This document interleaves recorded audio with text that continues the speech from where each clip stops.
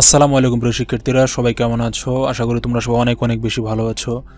আমরা আজকে তোমাদের ক্লাস 7 এর English for today lesson 4 in the street নিয়ে আলোচনা করব। আমাদের টপিকের নাম হচ্ছে রাস্তার মধ্যে। টপিকের নাম তোমাদের লেসন 4 বইয়ের মধ্যে ইন দ্য স্ট্রিট অংশে এখানে অনেকগুলো কাজ রয়েছে। প্রথমে একটি ডায়লগ রয়েছে, আমরা এটা অর্থ সহকারে পড়ব।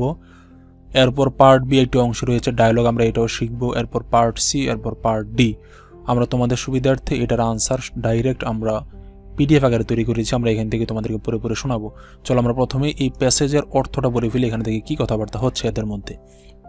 লেসন 4 এই নাম্বারের ডায়লগে প্রথমে আসিফ বলছে, এক্সকিউজ মি, মাফ করবেন, could you tell me the way to the railway station please?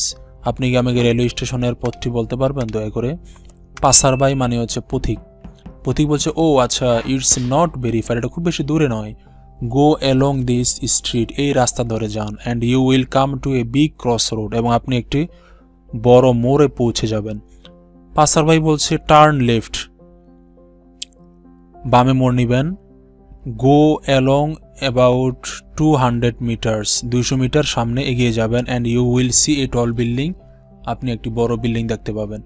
তারপর পাসারবাই আবার বলছে, গো পাস্ট, এটি পার হয়ে যান, and station is on the right, এবং স্টেশনটি ডান দিকে আছে। সবার শেষে আসিফ বলছে, গো অ্যালং, রাস্তা ধরে যাব, কাম টু ক্রস রোড, মোড়ে পৌঁছাবো, টার্ন লেফট, বামে যাব, গো অ্যাবাউট 200 মিটার, 200 মিটার যাব, টল বিল্ডিং, লম্বা বিল্ডিং দেখতে পাবো, স্টেশন অন দ্য রাইট, ডান দিকে station. Thank you very much, আপনাকে খুবই ধন্যবাদ। পাসারবাই বলছে, ইটস ওকে, এটা ঠিক আছে। ঠিক আছে, এই হচ্ছে আমাদের প্যাসেজ। যেটি কথা রয়েছে নোটের মাধ্যমে, excuse me is a polite way of drawing somebody's attention. Excuse me হলো কারো দৃষ্টি আকর্ষণের জন্য ভদ্র উপায়। It's okay, you also say you are welcome, you can also say you are welcome, আপনি আরও বলতে পারেন যে আপনাকে স্বাগতম, এটা বলা যায় ভদ্রতার সহিত। ঠিক আছে, এই হচ্ছে তোমাদের পার্ট এ এর ইংরেজির বাংলা। ঠিক আছে, এবার আসো পার্ট বি একটি ম্যাপ রয়েছে, এখানে একটি এলাকার ম্যাপ রয়েছে, যে ম্যাপ থেকে আমরা মূলত এই কোশ্চেনের সলভটা করবো। বি নাম্বার দেখো কি বলা হয়েছে, লুক এট দ্য ম্যাপ, ম্যাপের দিকে তাকাও। Suppose you are now on park road, তুমি মনে করো পার্ক রোডে আছো, and you want to go to mosque road, তুমি মসজিদের রাস্তা যেতে যাচ্ছ, অর জিলা স্কুল অথবা জিলা স্কুলে।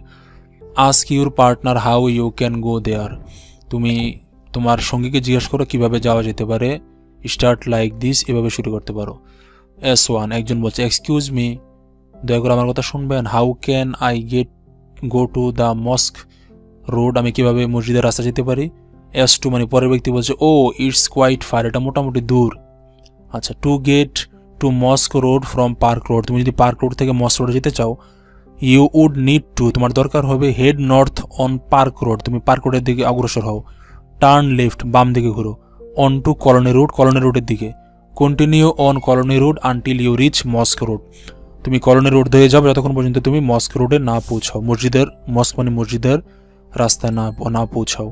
দেন turn left on two mosque road, এরপর তুমি বাম দিকে মসজিদের রাস্তায় মোড় নেও। To get Zilla school from park road থেকে জিলা স্কুল পেতে হলে ইউ উড নিড টু, তোমার দরকার হবে, head north on park road, তুমি পার্ক রোডের দিকে যাও।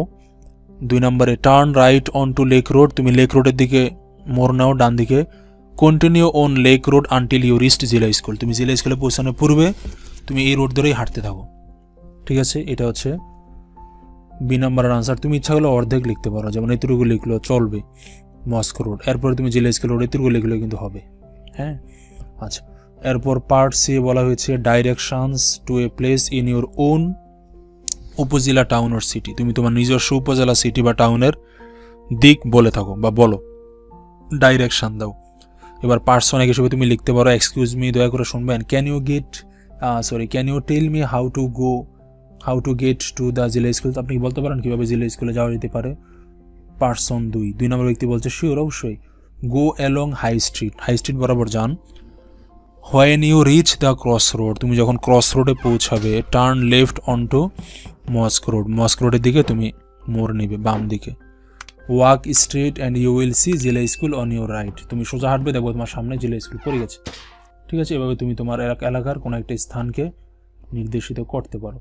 এরপর দেখো ডি নম্বরে কি বলা হয়েছে, ডি নম্বরে বলা হয়েছে, listen and practice saying this words, এই ওয়ার্ডগুলো বলো এবং প্র্যাকটিস করো। এটা খুবই সহজ, এটা কাজের মতো কোনো কিছু নেই, আমরা জাস্ট অর্থটা লিখে দিয়েছি। Practice saying this word, station, ঠিক আছে, যেখানে বাস, ট্রাক, ট্রেন থামে সেটাকে বলা হয় স্টেশন। 2 নম্বর আছে বিল্ডিং, বিল্ডিং মানে ভবন। এরপর আছে ক্রস রোডস অর্থাৎ মোড়, 4 রাস্তা 3 রাস্তার মোড় থাকে, একে বলা হয় ক্রস রোড। এই 3টা ওয়ার্ড কয়েকবার বলো এবং নিজে নিজে এগুলো প্র্যাকটিস করো যাতে উচ্চারণগুলো এবং বানানটা সঠিকভাবে নিজেরা পারো। এটাই বলা হয়েছে মূলত ডি নম্বরে। ঠিক আছে, এই হচ্ছে তোমাদের লেসন 4 এর ইন দি স্ট্রিটের সমাধান। আমরা পরবর্তী অংশে আমাদের পরবর্তী যতগুলো সমাধান রয়েছে সবগুলো সমাধান এভাবেই লিখিত আকারে দেওয়ার চেষ্টা করবো। তোমরা আমাদের চ্যানেলের সাথে থাকবে এবং আমাদের চ্যানেলটিকে সাবস্ক্রাইব করবে। সবাই ভালো থাকো, সুস্থ থাকো, তোমাদের সবার প্রতি অনেক বেশি শুভকামনা। আল্লাহ হাফেজ।